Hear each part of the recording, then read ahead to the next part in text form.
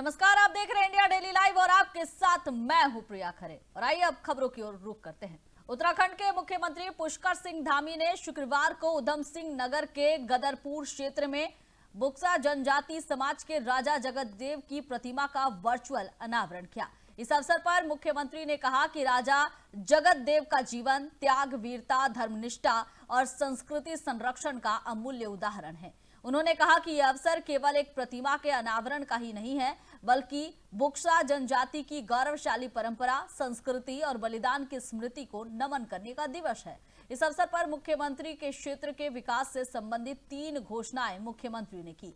इसमें ग्राम सभा रोशनपुर स्थित श्री डल बाबा मंदिर परिसर में 4 दीवारी, टीन शेड, फर्श, शौचालय का निर्माण, ग्राम बलराम नगर से खेमपुर तक 3 किलोमीटर सड़क का पुनर्निर्माण और ग्राम सीतापुर से ANK इंटर कॉलेज तक 4 किलोमीटर सड़क का पुनर्निर्माण शामिल है।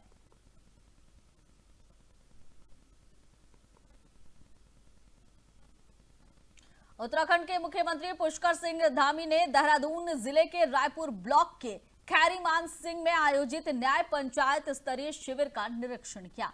इस अवसर पर उन्होंने प्रशासन गांव की ओर कार्यक्रम के तहत आयोजित बहुउद्देशीय शिविर में जन समस्याओं के निस्तारण की स्थिति की जानकारी ली और अभियान के संबंध में फीडबैक प्राप्त किया। मुख्यमंत्री ने अधिकारियों को स्पष्ट निर्देश दिए कि जन समस्याओं का त्वरित, पारदर्शी और संतोषजनक समाधान सुनिश्चित किया जाए। उन्होंने कहा कि जन जन की सरकार, जन जन के द्वार अभियान का उद्देश्य अंतिम छोर पर खड़े व्यक्ति तक सरकारी योजनाओं और सेवाओं की पहुंच सुनिश्चित करना है। इसलिए इस अभियान को पूरी संवेदनशीलता, जिम्मेदारी और प्रभावशीलता के साथ संचालित किया जाना जरूरी है। इस अवसर पर 102 दिव्यांगों और वृद्धजनों को सहायता उपकरण भी वितरित किए गए। मुख्यमंत्री ने शिविर में विभिन्न विभागों के द्वारा लगाए गए स्टॉलों का भी निरीक्षण किया।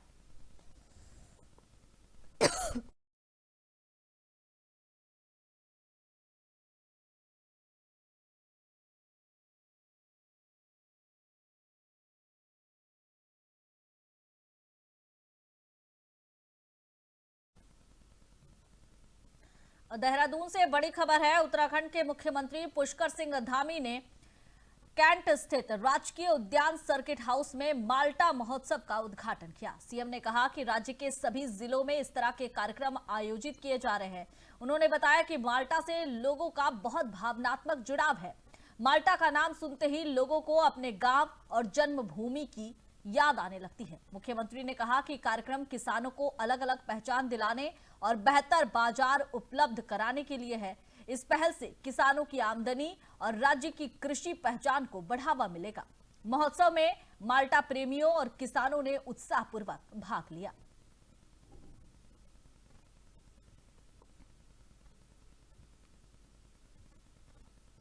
राजधानी देहरादून में बाहरी राज्यों से आकर रह रहे लोगों की संख्या लगातार बढ़ रही है। उत्तर प्रदेश, हरियाणा और दिल्ली से आने वाले कई लोग यहां व्यवसाय या रोजगार कर रहे हैं। लेकिन इसी बीच कुछ लोग भेष बदलकर साधु संत के रूप में ठगी और आपराधिक गतिविधियों को अंजाम भी दे रहे हैं। ऐसे लोगों पर नकेल कसने के लिए दून पुलिस ने ऑपरेशन कालनेमी के तहत सख्त सत्यापन अभियान शुरू किया है। देहरादून पुलिस के द्वारा शहर के उन इलाकों में विशेष सत्यापन अभियान चलाया जा रहा है जहां बाहरी लोगों की संख्या अधिक पाई गई है। पुलिस घर घर जाकर रह रहे लोगों की पहचान और दस्तावेजों की जांच कर रही है। खासतौर पर उन लोगों पर नजर रखी जा रही है जो साधु संत का भेष धारण कर लोगों को गुमराह कर रहे हैं और ठगी करने का काम कर रहे हैं। पुलिस का कहना है कि इस अभियान का उद्देश्य न केवल अपराध पर अंकुश लगाना है, बल्कि शहरों की शांति और सुरक्षा व्यवस्था को और अधिक भी मजबूत करना है। दून पुलिस की इस कार्रवाई से साफ है कि राजधानी में कानून व्यवस्था से खिलवाड़ करने वालों को अब बख्शा नहीं जाएगा। देखिए, सत्यापन अभियान एक कंटिन्यूअस एक प्रक्रिया है, चूंकि यहाँ पर बाहरी प्रदेशों के काफ़ी लोग यहाँ पर रहते भी हैं, अपना एम्प्लॉयमेंट के लिए भी आते हैं। और जिस तरह से यहाँ पर होम स्टे बने हैं, लंबे समय तक लोग यहाँ रुकते भी हैं, तो ये कंटिन्यूस ड्राइव देहरादून पुलिस की चल रही है। और इसी सत्यापन अभियान के तहत जो हमारा माननीय मुख्यमंत्री जी का जो ऑपरेशन कालनेमी, उसमें भी हम लोगों को चिन्हित करते हैं कि कौन अपने नाम भेष बदल कर यहाँ ऐसी कोई ठगी करने के उद्देश्य से धार्मिक चोला पहनकर इस तरह की वारदात करने के जो रुक जाते हैं यहाँ पर, उन पर भी अभियान चल रहा है। और उसमें काफी सफलता इस साल ही 18 जो है बांग्लादेशी भी हमने यहाँ पर पकड़े, जो इस तरह के यहाँ पर अपने नाम और अपनी पहचान छुपाकर फेक दस्तावेजों के आधार पर रह रहे थे। तो ये कार्रवाई लगातार जारी है और इसको और हम बृहद रूप से ऐसे इलाकों में जहाँ पर हमें लगता है कि बहुत सारे किराएदार या अन्य लोग आके बसे हैं यहाँ पर, उनमें भी हम बृहद रूप से इस अभियान को चलाएंगे।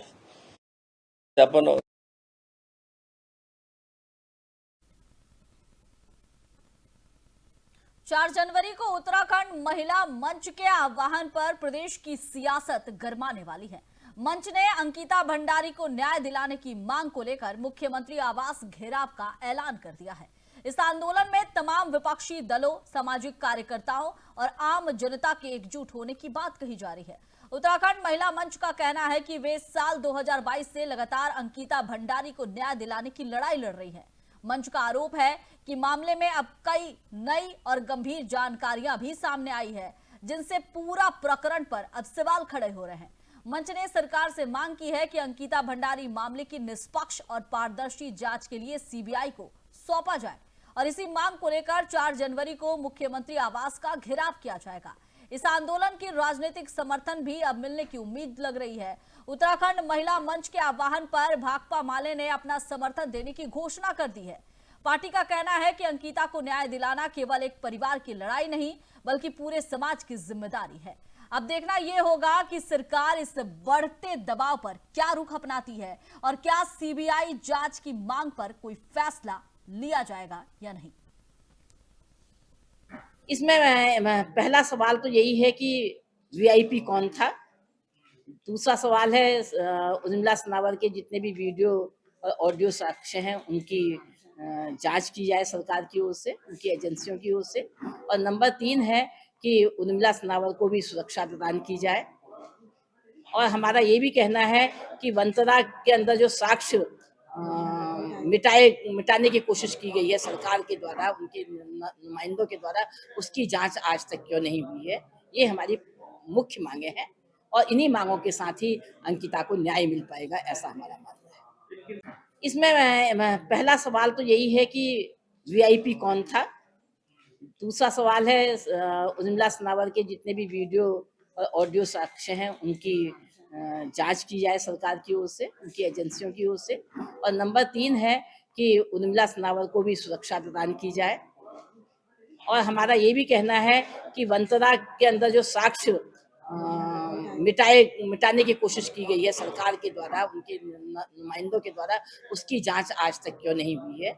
ये हमारी मुख्य मांगे हैं और इन्हीं मांगों के साथ ही अंकिता को न्याय मिल पाएगा, ऐसा हमारा मानना है। उत्तराखंड में खनन को लेकर एक बार फिर सियासी पारा चढ़ गया है।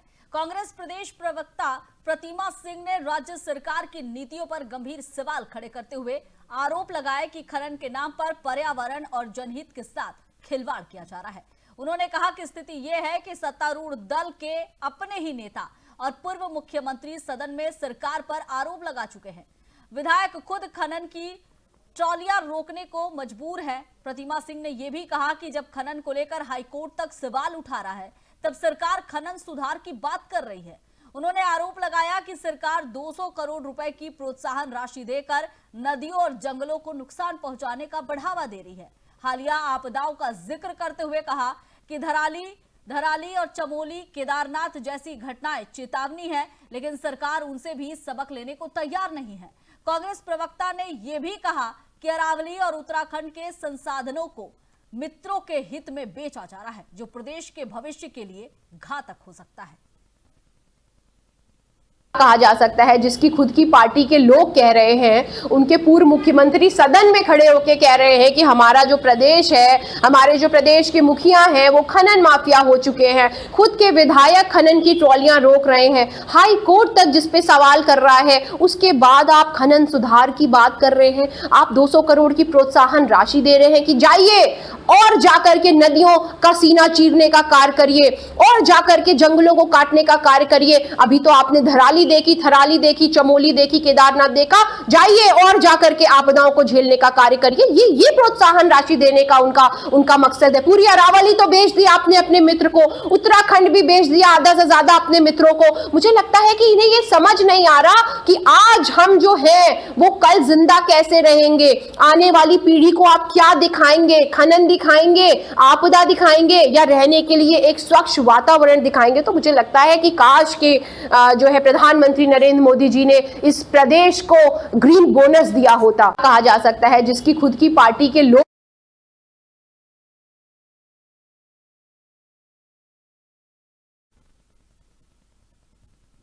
उत्तर भारत में घना कोहरा जारी है। खासकर अगर उत्तराखंड की बात करें तो उत्तराखंड के मैदानी क्षेत्रों में कोहरे का असर साफ तौर पर देखा जा रहा है।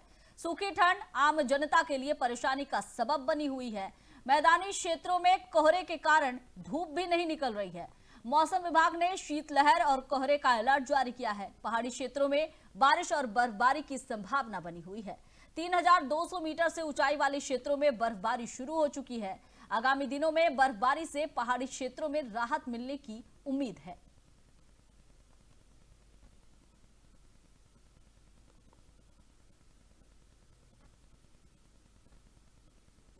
उत्तराखंड के मसूरी में शहीद स्थल पर पिछले 13 दिनों से चल रहे पटरी व्यापारियों के धरने का आज अंत हो गया।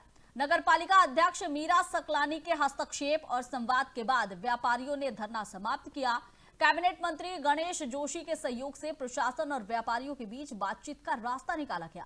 नगर पालिका अध्यक्ष ने भरोसा दिलाया कि नियमों के अनुसार पटरी व्यापारियों को स्थायी और सुरक्षित स्थान पर व्यवस्थित किया जाएगा और इसमें पानी, शौचालय और अन्य सुविधाएं उपलब्ध होगी। टीबीसी कमेटी का बुलाई है जो उन्होंने बंद कर दी थी। हमारे धंधे से ये असर पड़ा कि दोबारा से टीबीसी कमेटी बुलाएगी। अब बुलाने के बाद दोबारा से चयन होगा, सत्यापन होगा और जो हमारे आदमी बाहर रह गए थे उनको अंदर दिया जाएगा और उनकी सही ढंग से जांच की जाएगी, नए और पुराने। तो क्या मानते हैं आप, माल रोड पे तो दुकान नहीं लगेगी? हाँ, माल रोड पे तो नहीं लगी है, मजबूरी। पर जहाँ जहाँ व्यवस्थित कर रहे हैं, परमानेंट सोल्यूशन किया जा रहा है, ये तो आप अच्छी बात मानते हैं ना? नहीं, परमानेंट नहीं। हमें ये भी मतलब भरोसा दिया गया है कि इसके बाद अभी तो फर्दर बैठाया गया, इसके बाद परमानेंट सोल्यूशन कहीं और का है। और सबसे बड़ी खुशी हमको ये हुई कि हमारी माननीय अध्यक्ष जी हमारे बीच में आई और जितने भी ये पटड़ी वाले यहाँ पर बैठे हुए थे सबकी समस्या को सुना और उनके निस्तारण का आश्वासन दिया। हम सबसे पहले अध्यक्ष जी का धन्यवाद करेंगे कि उन्होंने जो है हमारी बात को सुना और हमारे बीच में आए और आगे के लिए बताया कि कमेटी टीबीसी की कमेटी की बैठक होगी जिसमें आप ही लोग होंगे और आपकी हर व्यक्ति के बारे में जो है वहाँ पे चर्चा होगी और तब जो है लास्ट अंतिम निर्णय तब लिया जाएगा कि कौन जेन्युइन है कौन नहीं है और उसके लिए हम भी प्रयास करेंगे, आप भी प्रयास करें और माल रोड तो खाली करनी है। देखिए, जो आज जितने लोग धरने पे बैठे थे पटरी व्यवसायी, मैं उनका धन्यवाद भी करना चाहूँगी क्योंकि हर समस्या का समाधान संवाद से ही होता है और मुझे लगता है पालिका और पटरी व्यवसायियों के बीच एक संवादहीनता का वातावरण था जो आज समाप्त हो गया है। और कुछ बातचीत जो पटरी व्यवसायियों के साथ हुई है, जो लोग धरने पे बैठे थे कि एक तो मॉल रोड पे पटरी नहीं लगेगी, इसके लिए मान गए हैं। दूसरी बात ये है कि अगली जो टीवीसी की बैठक होगी, जिन लोगों के नाम पटरी के लिए नहीं आए हैं वो लोग जो आज धरने पे बैठे हुए थे वो सभी लोग उस बैठक में आएंगे और जो जेन्युइन लोग होंगे उनको टीवीसी के माध्यम से पटरी आवंटित की जाएगी। उत्तराखंड के ऋषिकेश में पीपल कोटी हाइड्रो प्रोजेक्ट में सुरंग में कामगारों को लेकर जा रही लोको ट्रेन के टकराने से 81 लोग घायल हो गए। घटना में लोको ट्रेन का ब्रेक फेल होना बताया जा रहा है। घायलों में से 75 को उपचार के बाद छुट्टी दे दी गई है जबकि 5 का इलाज जारी है। घटना के बाद टीएचडीसी ने उच्च स्तरीय पर जांच शुरू कर दी है और घायलों को इलाज का पूरा खर्चा उठाने का भरोसा दिया है। वहीं हाइड्रो प्रोजेक्ट रक्षा मानकों की समीक्षा के लिए टीम जल्द ही निरीक्षण करेगी। तो बड़ी खबर बता दें कि पीपल कोटी हाइड्रो प्रोजेक्ट में लोको ट्रेन हादसा हुआ है, 75 लोग घायल हुए हैं। जिनमें से 5 की हालत नाजुक बताई जा रही है। इस दौरान कहा गया है कि जो भी घायल हुए हैं, जो गंभीर रूप से घायल हुए हैं, उनका इलाज का पूरा खर्च जो है वो THDC उठाएगी। इसके साथ ही आश्वासन दिया कि किसी भी तरह की कोई दिक्कत नहीं होगी, सबका समाधान किया जाएगा। जो पीपल कोठी में हमारा प्रोजेक्ट चल रहा है, उसके TBM टनल पे TBM कार्य कर रहा था हमारा। उस TBM के कार्यस्थल पे वर्कर को ले जाने के लिए एक लोको है हमारा, बॉक्स टाइप का होता है, उसमें 81 लेबर सवार थे। उनको लेके कार्यस्थल पे गाड़ी लेके जा रही थी। गाड़ी एक खड़ी लोको से टकरा गई। टकराने के तुरंत बाद उसमें जो 81 लेबर थे वो थोड़ा घायल हो गए थे।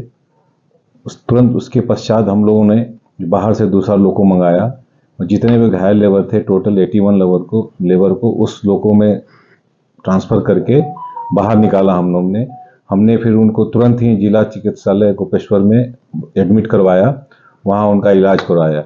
इलाज कराने का अभी सिचुएशन ये है कि 81 में से 76 लेबर लोग को डिस्चार्ज कर दिया गया है। बाकी 5 जो हैं उनका उपचार सुचारू रूप से चल रहा है, वो जल्दी ही उनको भी डिस्चार्ज कर दिया जाएगा। THDC इस दुर्घटना से काफ़ी चिंतित है, इसे बहुत गंभीरता से लिया गया है और हम जो है पूरे उन लेबर के साथ हैं और उनके जो भी खर्चा होगा उपचार में जो होगा, हम सब उनका अच्छे से ध्यान रखें। उत्तराखंड की महिला सशक्तिकरण और बाल विकास मंत्री रेखा आर्या के पति गिरधारी लाल साहू के विवादित बयान को लेकर बिहार राज्य महिला आयोग ने कड़ा रुख अपनाया है। आयोग की अध्यक्ष अप्सरा ने कहा कि गिरधारी लाल साहू ने कथित तौर पर बिहार में लड़कियों के लिए आपत्तिजनक टिप्पणी की थी। आयोग ने मुख्यमंत्री से तत्काल और सख्त कार्रवाई की मांग उठाई है और आरोपी को सार्वजनिक रूप से माफी मांगने के लिए भी कहा है। आयोग ने अधिकारियों से कार्रवाई का विवरण बिना किसी देरी के सूचित करने का निर्देश दिया है। तो गिरधारी लाल के बयान पर अब उत्तराखंड के साथ ही बिहार महिला आयोग की तरफ से भी अब कड़ा रुख अपनाया जा रहा है। धामी सरकार में मंत्री है रेखा, उनके पति है गिरधारी लाल। उन्होंने बिहार में महिला और लड़कियों को लेकर आपत्तिजनक बयान दिए थे और इस बयान पर अब बिहार की महिला आयोग जो है वो अब सख्त हो चली है। महिला आयोग की तरफ से कहा गया है कि जिस तरह से गिरधारी लाल ने बयान दिया है, उन्हें सार्वजनिक रूप से माफी मांगनी चाहिए और इस पर अब मुख्यमंत्री के हस्तक्षेप की भी मांग उठाई है। बिहार महिला आयोग ने साफ तौर पर मुख्यमंत्री को चिट्ठी लिखी है। मुख्यमंत्री से अपील की गई है कि इस मामले पर वो संज्ञान ले और जिस तरह से बिहार की महिलाओं और बिहार की लड़कियों के लिए अब शब्द कहे गए हैं, सार्वजनिक रूप से माफी मांगने की बात कही है। अब देखना है कि सरकार यानी उत्तराखंड सरकार इस पर क्या कुछ एक्शन लेती है और इसके साथ ही बिहार में अब सियासत और भी ज्यादा गर्म होती नजर आएगी। महिला आयोग ने इस पर तो अब संज्ञान ले लिया है, उनका रुख साफ नजर आ रहा है, लेकिन अब उत्तराखंड सरकार पर इसका कितना असर पड़ेगा और दबाव के बाद क्या कुछ रुख अपनाती है सरकार, ये देखने वाली बात होगी।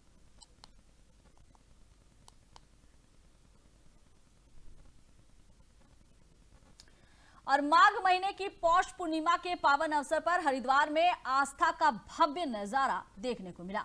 हर की पौड़ी, ब्रह्मकुंड और गंगा के अन्य घाटों पर देशभक्त जितने देश भर हैं वहां से श्रद्धालु आए और श्रद्धालुओं की भीड़ उमड़ पड़ी। लोग पवित्र गंगा में स्नान कर पुण्य लाभ अर्जित करते हुए नजर आए।